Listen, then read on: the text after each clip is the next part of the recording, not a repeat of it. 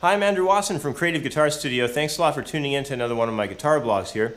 And this time around, I'm going to be getting right into some questions, and a lot of this is going to have to do with music theory. It's been a huge question lately around the studio here. So before we get involved with those, I got a very interesting question, a little bit off the beaten path from music theory, but still a very interesting question sent to me from Ramesh. He wrote in saying, do you have any tips for stage performance? I have a nervousness playing on stage. I have not been able to overcome this for a long time. Any tips would be of great help. So, you know, when it gets into things like being nervous on stage or controlling your anxiety levels when you're live on stage, I think a lot of it can be solved, and you might be surprised by this one, by doing a lot of home recording. Home recording is an amazing way to start getting your confidence really built up. You know, once that red light comes on and you hit the record button and you're taping yourself, you have to be in the zone, and you got to be focused, and you got to be focused exactly on how the parts all fit together for the chunk of stuff that you're going to be recording at that moment. And that's not too far removed from being on stage. The only thing that factors in a little bit differently on stage that I can give you a good tip for is you want to try and take on sort of a little bit of a personality. Make yourself look like you're having fun. Make yourself seem like, you know, it's effortless, and you know, you're just there to have a good time and help everybody else have a good time. And by all means too, you know, you may go into a headspace sometimes where you feel like everybody's at that point where they're watching you and you got all these eyeballs on you.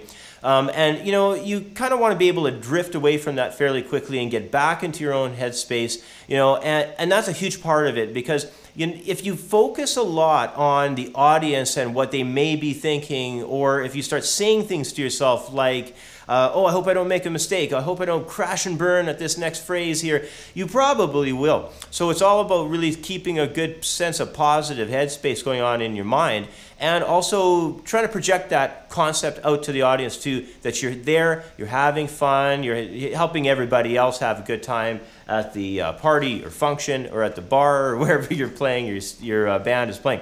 But take that tip to heart about home recording, because that does help quite a bit. Even videotaping yourself doing you know, examples of sections of songs, you know, hitting that record button though, I think is the real concept there that really anchors all that in. So let's get into this world of music theory that I said that a lot of us is going to be covering today. We're going to hit the first question here from Dereck. He wrote in saying, I'm having trouble finding out how to apply which scales to use in music. Let's say the rhythm is playing E minor, D major, A major. Can I play the E minor scale over all these chord changes, or should I switch to the chord of the progression switching to? Like, you know, will E minor scale work over top of the E minor, and then will I have to switch to D major when the D chord comes in, or will I have to switch to A major when the A major chord comes in? Well, believe it or not, you know, this is a very popular question. People oftentimes come in for improvisation classes with me, and they are under this kind of false assumption that they have to follow the chords. And in most popular music, you do not follow the chords. The chords will fit into some kind of harmony. Now, let me just quickly review those chords that you gave me here. You gave me the chords of E minor and D major, and then A major. Well, that's a nice batch of chords there, and it's pretty much a tonality of E minor. Now, this is where you have to learn how to do analysis and understand what you're looking at. And a lot of this has to do with chord harmony and which chords fit into what keys. A lot of that starts with, of course, getting a handle on your key signatures and then building the chords that fit toward the key from there, and then branching out to the world of modes, because actually this chord progression here of E minor to D to A is very much a Dorian mode idea. So you got that E minor, which is kind of like your root idea, going to a flat 7 chord of D, and then that D major is going to drift up to a major A, which is really not in the key of E minor. The A that should be in the key of E minor should be an A minor, but in this case being major, that would be a chord considered from the harmony of Dorian mode. So what we have here is an E Dorian progression. And, you know, in order to understand how this stuff fits together, you've got to learn your modes. And one of the great things about studying modes is that you get a impeccable understanding about harmony. So study your modes like crazy. I've got my book there, using the major scale modes. Maybe check that out a little bit. It will go over all this stuff for you. So you know, you've got to get used to your understanding of your harmony and theory because without it, you will be lost on situations like this. Let's move along to the next question, though. This is from Rob out in Austria. He wrote in saying, I need a way to learn what notes are in which keys. What is an easy, fast way? If I had a progression going from, he gave me a progression here too. It's A major to G major, and then it goes to C major.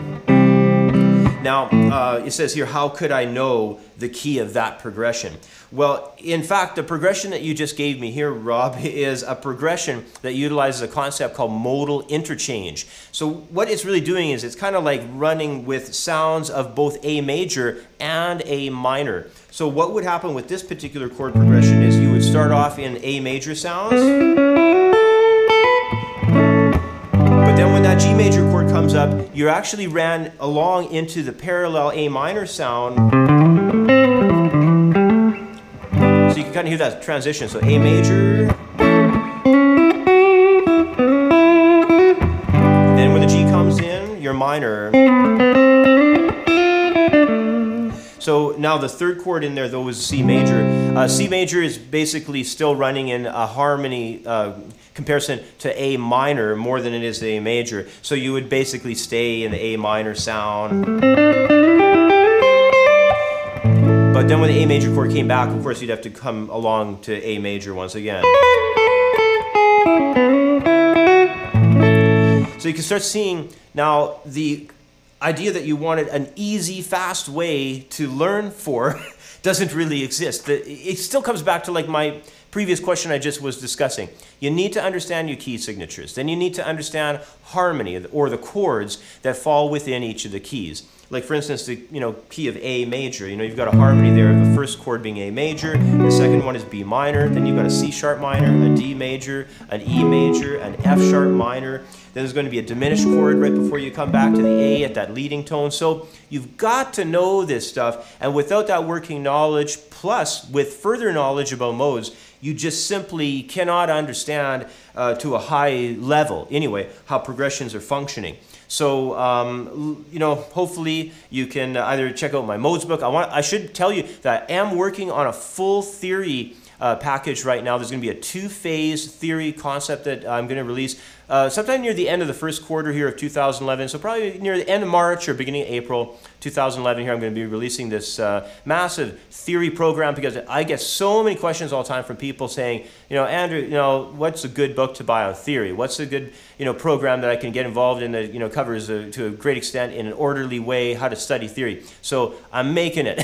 I'm making it right now, and it's going to be released sometime near the first quarter of 2011 here. So it should help a lot of people out. And I'll make, of course, announcement when that's going to be ready. Let's go to the last question I have time for here tonight. It's going to be from Travis. It's he's saying here, this is actually an old student of mine here right in town. He's writing in saying, I'm having trouble getting started with analyzing songs, chord progression, and the melodic lines. I was wondering if you had any step-by-step methods that you could adhere to when you're analyzing songs that you share. Well, basically, when you're analyzing a piece of music, you have to keep in mind that things can change when you're drifting, let's say, from the verse into the bridge, into the chorus, and it may change in a modal sense. So, again, if we just hypothetically use the case of that A major key signature, we could be creating a bridge that would function quite specifically off of another chord in that key. So perhaps we might have a bridge that really focuses off the D chord found within the harmony of the A major key that we maybe started a verse in. So that might change again when we perhaps make it over to the chorus. Maybe at that point we drift into more sounds based upon the natural minor scale of that same key center, which would be F sharp minor in the case of A major. So you start to understand, I guess, as you get into analysis of songs, that a big part of this is still coming back to what I guess the last couple of questions were all about, which is harmony and theory. You got to know your key signatures up front. You've got to understand how those keys operate in terms of creating chords within them. You've got to understand also a little bit too about the world of relative minor and parallel running minors. When I say that, I mean, like for instance, I just had mentioned that in the key of A major, your relative minor is F sharp minor. But of course, parallel means you're making a comparison from all the harmony in A major to all the harmony that would be found in A minor. So you got a little bit different sets of chords in there, and it's really cool songwriting though, because in songwriting you can really color up your progressions in interesting ways. Now another thing you got to watch out for, this is a recent video I just put up on my Creative Guitar Studio YouTube channel there, is talking about modulation, about changing keys. Now in a lot of pop and contemporary music, you'll change keys and it'll kind of happen sometimes even at the end of the song, just to kind of branch out the tonality a little bit, mix it up a little, jazz up the tune a little bit at the end or something, and it seldom if ever goes back. But when you get into things like perhaps movie soundtrack music, or maybe if you're doing something that's jazz composition or something more in the classical compositions, you will sometimes find that modulation takes on a lot more active role. Like you'll have way more situations in the piece that will be promoting key changes than you would have, let's say, in your typical pop, rock, or top 40 tune. So all in all, it still comes back to good working knowledge of harmony and theory, and also understanding how things resolve. So take some time, maybe do some research on the internet too. You maybe hit a place like Wikipedia and stuff, and start researching a term called cadence. It's spelled C-A-D-E-N-C-E.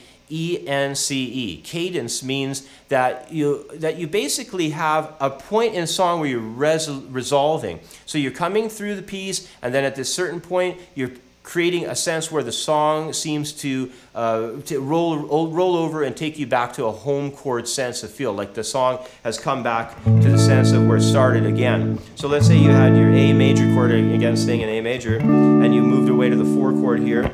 Here's your cadence point coming in, and you're back home. So basically, that idea of cadence is really important to understand, because that's kind of like the pointer at how that progression is going to be resolving, or perhaps an entire section of music might be resolving in the piece. So anyway, hopefully that helps you out a little bit, and unfortunately that's about all the time that I have for today. Thanks a lot for watching and for sending in all the great questions, and thanks also to everybody who donates and those who purchase products. I really appreciate your support. And also, thanks for all the great feedback about the podcast I posted earlier this week. Remember, the podcasts go up on Mondays, so the next one will be on Monday, January 24th, 2011. There'll be a post on my website, on Twitter, and on Facebook. Until then, take care, and we'll see you next time. Bye for now.